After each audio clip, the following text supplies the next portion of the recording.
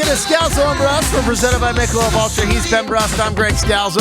Josh DiMaggio, Colin Russo running the show. You, the Scalzo Brust family. On Twitter, at Scalzo Brust. And we're excited to welcome in the head coach for the Wisconsin men's basketball program.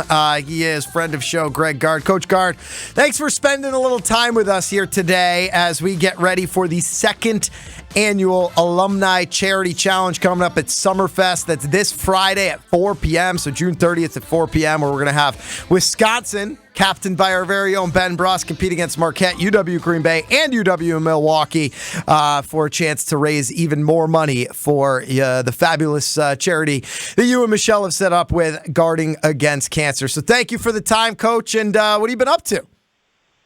Well, thanks for having me on, guys. The pressure's on Brust. Yeah, I mean, we won last year. I'm fine with the pressure. We're building winning teams. The best part is... See if you can repeat. Yeah, yesterday on Homer and Tony, Travis Diener joined them and blamed the wind. We all had to shoot in the wind. I mean, I love it. I already got everyone where I want. I'm just already making excuses. You're living rent-free in their minds? Always are, Coach. Okay. No, I've been doing good. We just finished team workout number 4 of the summer on the court today, so just... wrapped up that a couple hours ago, so off to a good start. Good couple of weeks in the weight room already. So we're 2 more camps starting tomorrow with our advanced camp and team camp starting tomorrow night, and then we're back on the road recruiting right after the 4th. Coach, you've mentioned you've been in the weightlifting area a lot more. Seeing the guys lift. Are you jumping in there? Are you showing them what you got? Are you getting in shape with them? No. I keep all that private. A private room, Ben. You know that. That's right. I have seen the setup. Coach do as Gard's, I say, not as I do. Yes, unbelievable setup where he's got a sweet court to just watch film and be around. But Coach, I'm excited for this upcoming season for a lot of reasons. But I just want to ask you in general, like, you've had the job for a long time now. Whether it was the transition from when Bo left in the middle of the season. To obviously it was, those were Bo's recruits. Now it's Gard's recruits. What would you say you've learned the most over the last 6-7 years? Don't get caught up in comparison, whether it's players, whether it's coaching staff.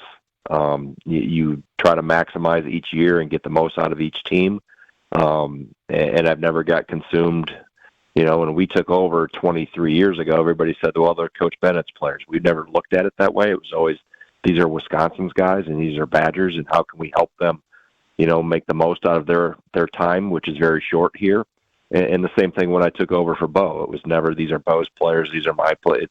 It's these guys have committed to something here at Wisconsin, and we're trying to help them get the most out of it. Talking with Coach Greg Gard here on Scalzo and Brust across ESPN Wisconsin. You talk about getting the team together right now.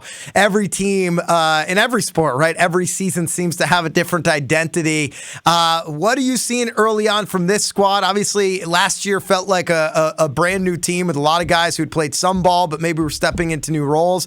After Johnny went to the NBA. Now this year, you're returning a lot of starters, returning a lot of guys with experience. What's the feel so far this early in camp? Yeah, I mean, it's definitely one that, obviously we got a long ways to go. I mean, we're barely into July or not even yet. But what I like about this team, and the main thing for this team to take a jump was retention. And we have, obviously, our core, as you mentioned, the starting 5 are back along with some other key contributors. But the jump that those guys can make here and have made through the offseason so far, obviously that's first and foremost. That's going to help us. That's going to be at the core of what we're going to be as a team. But then the guys that we've added, whether it's AJ Storr or any of the 4 freshmen, it's a really good freshman class that's come in to compete. And if you watch, other than maybe, Ben, we put in full court passing and 4 corners and pivot passing today. So you can imagine that was kind of a fire drill. But if you didn't know, the freshmen running the wrong way or throwing to the wrong guy in the line, you wouldn't know they were freshmen. So they've definitely made their impact, not only in the coaching staff, but also on their teammates. Like, they've opened some eyes. So what it's done is raise the level of competition. I'm going to have a lot of hard decisions to make, which is good. That's what you want as a coach when we get to October, November, when it comes time for me to decide minutes because it's going to be extremely competitive. So that's exactly what we wanted. It's what we needed. We didn't have enough of that last year. And I think hopefully as long as we keep walking forward here and getting better, we put ourselves in a position to have a really good team. Coach, you recently signed the highest-rated recruit under your tenure, and I know that could mean absolutely nothing or it could mean a lot, but it does get people excited. Is there been a change in approach or just take us through what your process is like in terms of building relationships with these kids and getting them to Wisconsin? Yeah, I mean, I don't think anything's really changed. I mean, recruiting is cyclical. You have players in the state of Wisconsin. There's some years the classes are deeper than others. The same thing for Minnesota, Illinois, Iowa, Ohio. I mean, you name it. I've watched ebbs and flows over the last 25, 30 years. There's years when a state has a lot of guys that you think can play for you, and then there's other years where maybe there's one or maybe not anybody, and that doesn't mean that there's not talent. It's just the fit at the right time, and do you have a scholarship open in that position? Are you backlogged a little bit? So you have to. I mean, Ben, look back to your career. I mean, nobody thought you were going to be worth a darn. You turned out pretty good. So you prove all the rankings wrong. So yeah, the stars and all that. It's great for entertainment. It's great for chatter on your show. But at the end of the day, when they walk in the gym, nobody has any stars, and you have to earn your stripes, so to speak, and compete every day. So our staff has done a great job. We've been very aggressive. We've, I think, used the portal in the right way for our program and our team. It'll be, if it's the right fit at the right time. But I still want to keep, I think the last time we talked about recruiting and retention and development. And that's the thing, I want to make sure Nolan Winter, Gus Yeldon, John Blackwell, Jack Janicki have a chance to grow and develop. And, some of those guys, 2 or 3 of them are going to be on the floor this year. So, and I want to keep that going where we've brought guys through the program and helped them develop, and they get a little taste and get their beak wet early in their career. Great. And that, I think, expedites development. But again, I want to make sure we're at the core, because I think if you start trying to do it other ways where you're doing a lot of transfer portal, you can maybe modify and integrate 1 or 2. But if you're starting to go 6 or 7, now you're having to do a complete culture flip, and I think that's where the sustainability comes into. You jeopardize that. You're going to have a lot of up and down swings. I know that last year wasn't the year we all wanted, but we still won 20 games. And if that's a low point, then we're in a good place as a program. So, like I said, I just want to make sure stability and continuity stay at the heart of what we're doing. So, Coach, as we're talking to Coach Greg Gard here on Scalzo Brust across ESPN Wisconsin, recruiting stars aside, we're starting to see some different personalities. And I know we got one chopping at the bit here, our producer, Josh DiMaggio, to learn Did you just feel the need to set up the question for Josh? Yeah, Josh, he was nervous. No, he wasn't. Josh could set up the question himself. All right, take it away, kid. You mentioned Gus here just a moment ago. I'm excited about Gus the Bus. Firstly, mostly the nickname as it is, but watching a lot of the highlight tapes of him, what can we expect from Gus in the future? What kind of player is he? Well, I mean, like any freshman, there's going to be a learning curve. There's going to be some, a lot of days when he's not sure about himself, specifically early, and I think he's even feeling that now at times. And the nice thing about freshmen is they become sophomores, and I think that process has expedited faster than even when Ben was here. I mean, by the time you hit January, I always tell our freshmen, you're not a freshman anymore. So, he's very cerebral. He understands how to play. He's really skilled. He made a pass yesterday in some of the scrimmages we did to Tyler Wall you typically don't see freshmen throwing that type of pass on first day of 5-on-5. So, just his feel for the game is really good. Obviously he's redefining his body in a good way. And so, like I said, for him, along with Nolan Winter, like I said, John Blackwell's probably opened the most eyes of any of the freshmen. Not that we didn't think he was going to be a good player, but we really see that he's going to be more ready than what we thought right out of the gate. So, and they've all had good days and they've all had days where, wow, this is college.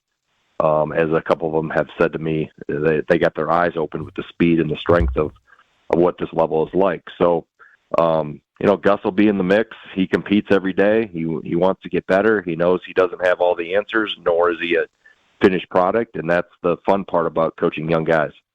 I know every player is different, Coach, but in general, on average, like, where do you see the biggest jump? Is it between your freshman and sophomore years, between your sophomore and junior year? Like, where do you see the biggest jump in guys? Yeah, typically it's freshman to sophomore, just because experience kicks in, and now you go into the off season in between your freshman and sophomore year, and whether you get your rear end kicked physically or mentally, the game was too fast for you. That experience forces you, or it gives some realism to why we do what we do in the off season, how we train in the weight room, why that's so important, why you have to modify your diet, why sleep is important.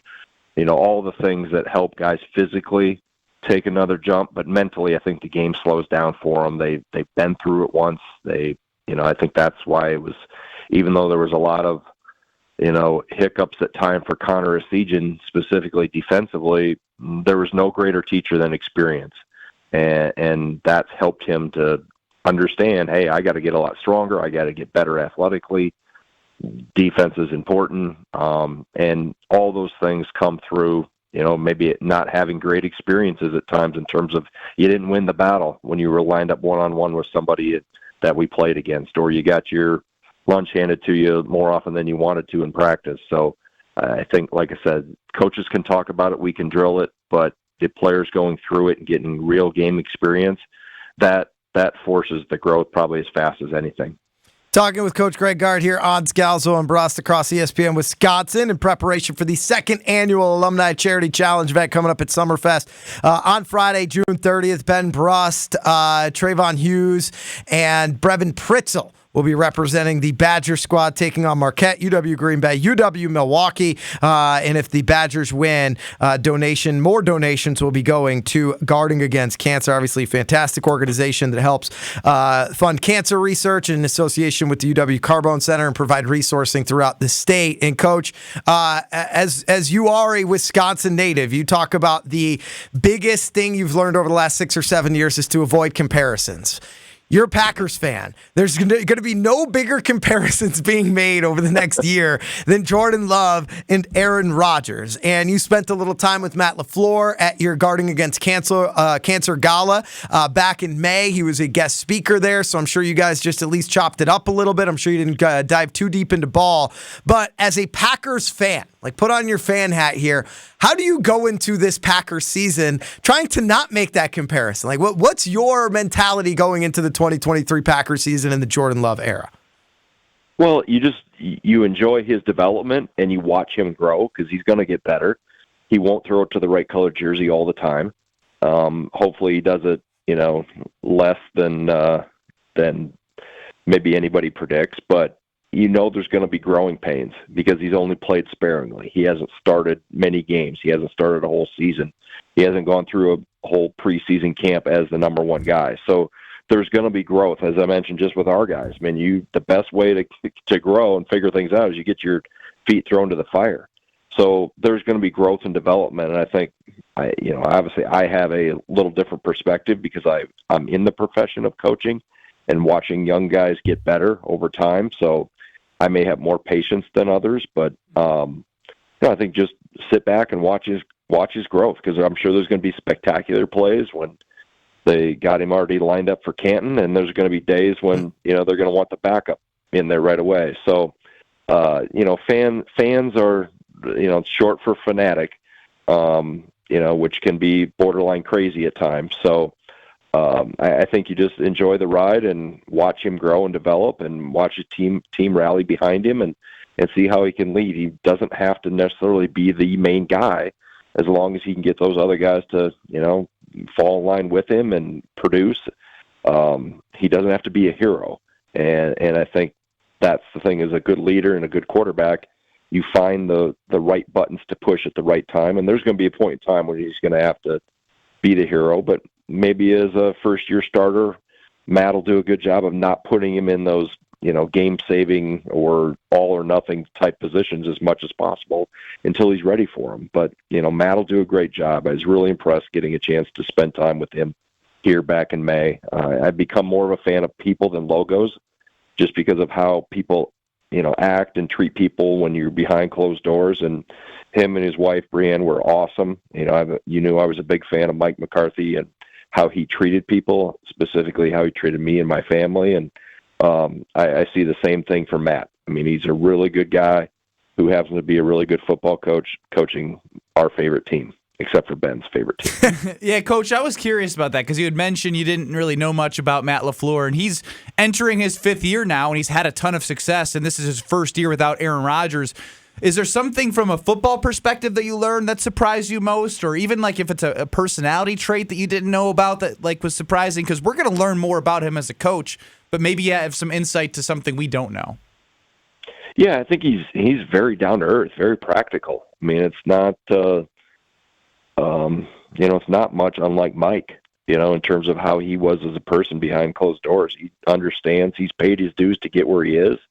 I mean, he talked about his time back at Central Michigan, and I mean, he's been on a long haul to get where he's at, and obviously to have your first job be with a Hall of Fame quarterback that doesn't happen to every rookie head coach for your first 3 or 4 years. So he's, now I think in a good way, it's put him in a position where he's got to get his feet on the ground and understands the role even better, and now he can work with a new quarterback. So if you had a new quarterback and a rookie head coach at the same time, that might, the learning curve and the just how everything blended probably wouldn't be as smooth as it was with Matt and Aaron. And now it's, a good time for a transition to let Jordan Love take over, and Matt understands and knows what he's doing. And but obviously there's a lot of pieces to it. They'd have to perform.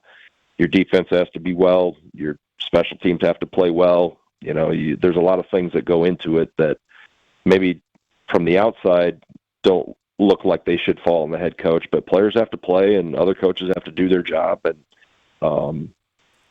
which I'm, like I said, just being a fan of Mike in the past, getting a chance to meet Matt, I've learned that over the years as I've gotten older and deeper into this profession, even in my college basketball world, how people act when the camera's off and how they treat people when the lights are off and the spotlight's not on them. Do they go out of their way to help other people? And that's, I think, the first, assessment I use with people. And like I said, Matt was awesome back here in May, and we've stayed in touch since. We've been texting, and I may pop up to training camp sometime in August if my schedule allows. But like I said, hopefully Jordan gets him off on a good note, and it'll be exciting times for Packer fans. Yeah, and in May, Matt LaFleur is the guest speaker there.